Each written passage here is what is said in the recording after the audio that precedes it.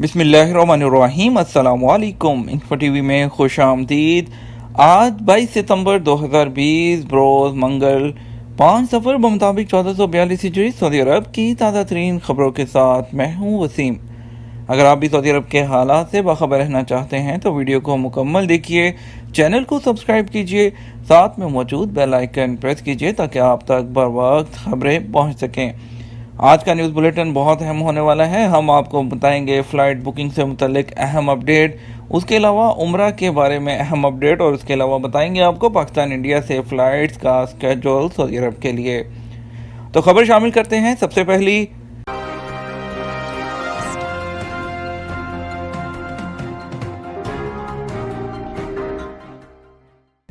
ریاض میں ٹیکسی ڈرائیوروں سے لوٹ مار، ملزمان گرفتار۔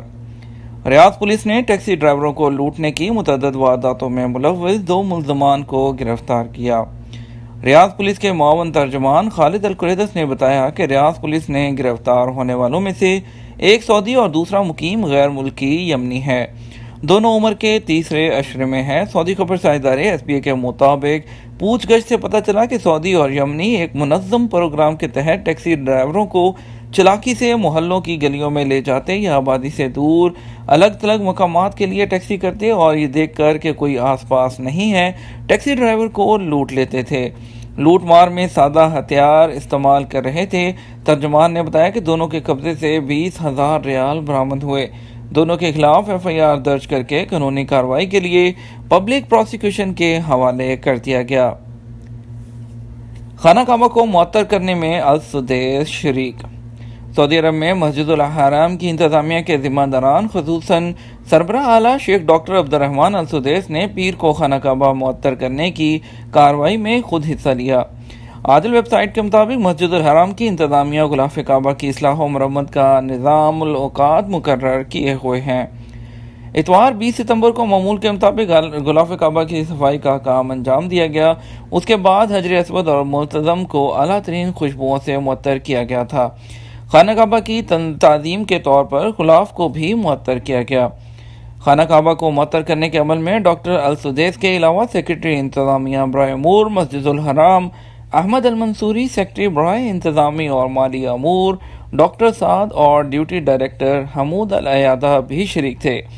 یاد رہے کہ مسجد الحرام کی انتظامیہ خوشبویات کا ایک ادارہ قائم کیے ہوئے ہے جس کا کام مستقل بنیادوں پر خانہ کعبہ کو معطر کرنا ہے۔ جدہ کارنش پر ماسک نہ پہننے والوں کے خلاف کارروائی۔ سعودی عرب کے شہر جدہ میں پولیس نے سی فرنٹ اور کارنش واکنگ ٹریک پر اجتماع کی خلاف ورزی اور حفاظتی ماسک نہ پہننے والوں کے خلاف کارروائی کی ہے۔ کارنش پر تفریح کے لیے آنے والے ماسک پہنے بغیر گھوم رہے تھے، جبکہ سماجی فاصلے کی پابندی بھی نہیں کی جا رہی تھی۔ سبق اور اخبار 24 کے مطابق جدہ پولیس کرونا وائرس سے متعلق SOPs پر عمل درآمد کے لیے سی فرنٹ سمیت شہر کے دیگر علاقوں میں 24 گھنٹے گشت کر رہی ہے۔ جدہ پولیس کا کہنا ہے کہ وزارت داخلہ نے کرونا وائرس سے بچاؤ کے لیے جو SOPs جاری کیے ہیں ان پر عمل درآمد حل حال میں کرایا جائے گا۔ اس کے علاوہ SOPs کے مطابق ماسک کا استعمال لازمی ہے، کیونکہ اس سے نہ صرف خود بلکہ دوسروں کو بھی محفوظ رکھا جا سکتا ہے۔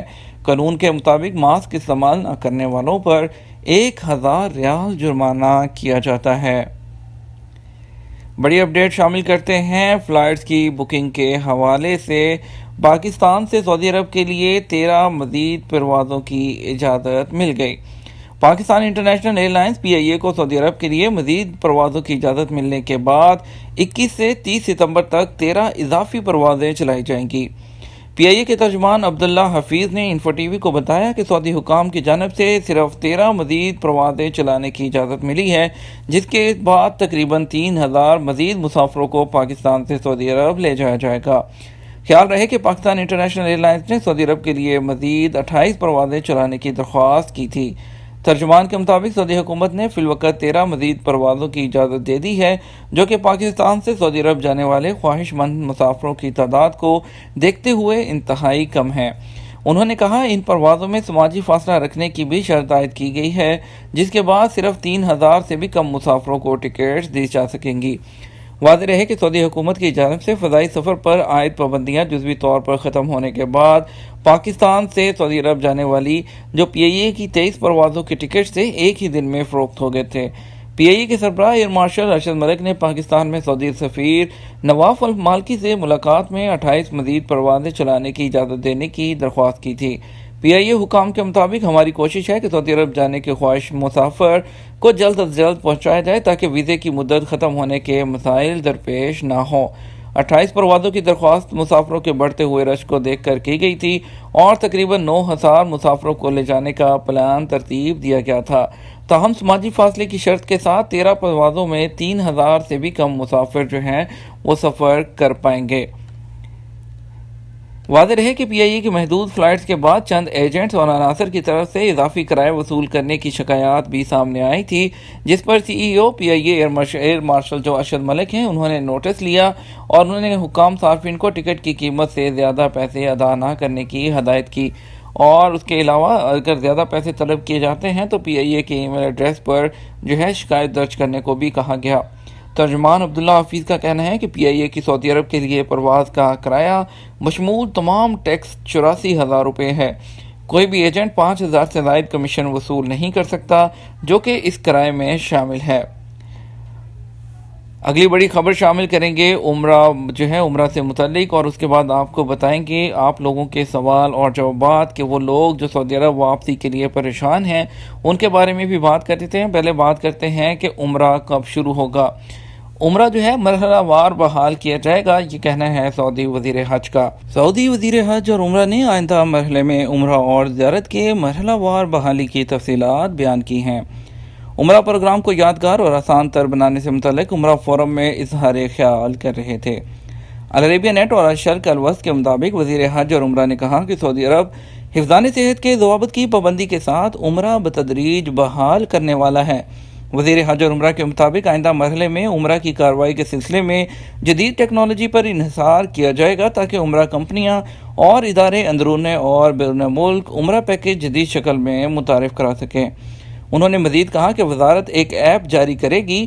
عمرہ کے خواہش مند افراد اس کے ذریعے اپنی آسانی کو پیش نظر رکھتے ہوئے عمرہ ادا کرنے کی تاریخ اور وقت کا تعین کریں گے۔ عمرہ کمپنیاں اور ادارے اس حوالے سے سعودی عرب کے اندر اور باہر سے عمرے کے لیے آنے والوں کو اپنی خدمات پیش کریں گے۔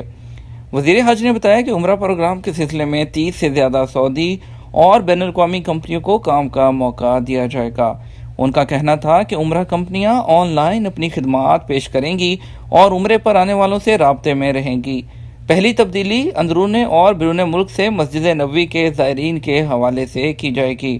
انہوں نے کہا اطمینان دلایا کہ وزارت حج عمرہ کمپنیوں اور کارکنان کے ساتھ کھڑی ہوئی ہے، اس مرحلے میں ان کے ساتھ ہے اور ادارہ جاتی تبدیلی کے مرحلے میں بھی ان کے ساتھ ہوگی تاکہ عمرہ کمپنیاں اور ادارے طاقتور اقتصادی گروپ کے طور پر ابھریں اور اعلیٰ معیاری خدمات فراہم کریں۔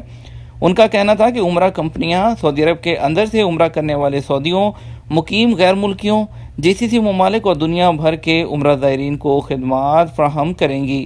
انہوں نے زور دے کر کہا کہ سعودی عرب عمرہ زائرین کی خدمت کے لیے اپنی توانائیاں وقف کرنے کے لیے پرعزم ہے۔ 2030 تک سالانہ 3 کروڑ عمرہ زائرین کی میزبانی کرنا چاہتے ہیں۔ اس کے علاوہ سبق نے ذرائع کے حوالے سے بتایا کہ عمرہ زائر کو عمرے کی درخواست دیتے ہوئے کرونا سے پاک ہونے کا سرٹیفکیٹ بھی دینا ہوگا۔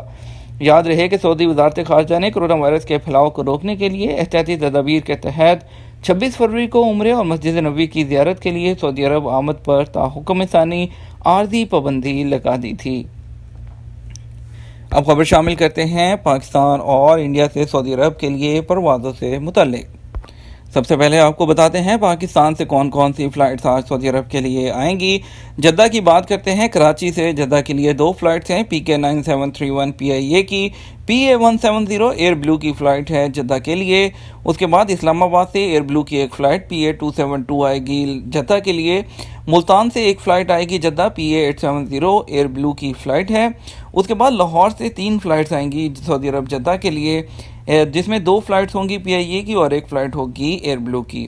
پہلی فلائٹ جو پی آئی اے کی ہوگی وہ ہے پی کے 6215، اور آپ کو بتاتے چلیں کہ دوسری فلائٹ جو لاہور کے لیے آئے گی لاہور سے جدہ کے لیے ایئر بلو کی وہ ہوگی پی اے 470۔ جو PIA کی تیسری فلائٹ آئے گی لاہور سے جدہ کے لیے وہ ہوگی PK 9759۔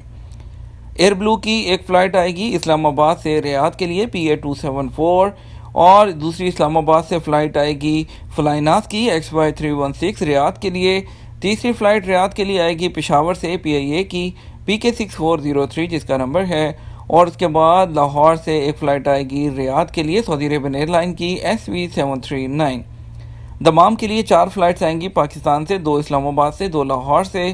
جو اسلام آباد سے 2 فلائٹس آئیں گی ان میں پہلی فلائٹ سعودی گلف ایئر لائن کی ہے 6S152، دوسری فلائٹ PIA کی ہے PK 6505، یہ اسلام آباد سے دمام آئیں گی۔ لاہور جو 2 فلائٹ آئیں گی لاہور سے دمام کے لیے، پہلی فلائٹ PIA کی ہے PK 6403، دوسری فلائٹ سعودی گلف ایئر لائن کی 6S158 ہے۔ انڈیا کی بات کریں تو ممبئی سے انڈیگو کی فلائٹ جدہ آئے گی 6E9280، ایئر انڈیا کی فلائٹ AI191 دلی سے جو ہے وہ جدہ کے لیے آئے گی۔ ممبئی کی G84925 گو ایئر کی فلائٹ جدہ آئے گی، اس کے بعد ممبئی سے ہی گو ایئر کی ایک اور فلائٹ G86501 جدہ آئے گی، اور لکھنؤ سے ایک فلائٹ آئے گی سعودی عربین ایئر لائن کی SV 3891۔ ریاض کے لیے ایک فلائٹ آئے گی دلی سے انڈیگو کی 6E9205، دمام کے لیے 2 فلائٹ کوچن سے آئے گی جو ہے ایک فلائٹ انڈیگو کی 6E8935 دمام کے لیے، اس کے بعد ممبئی سے انڈیگو کی 6E8656 انڈیگو کی فلائٹ دمام آئے گی۔ اس کے بعد مزید بات کرتے ہیں کرونا کے کیسز میں مسلسل کمی جاری ہے، ایک مرتبہ پھر جو کرونا کے کیسز ہیں وہ 500 سے کم رپورٹ ہوئے ہیں۔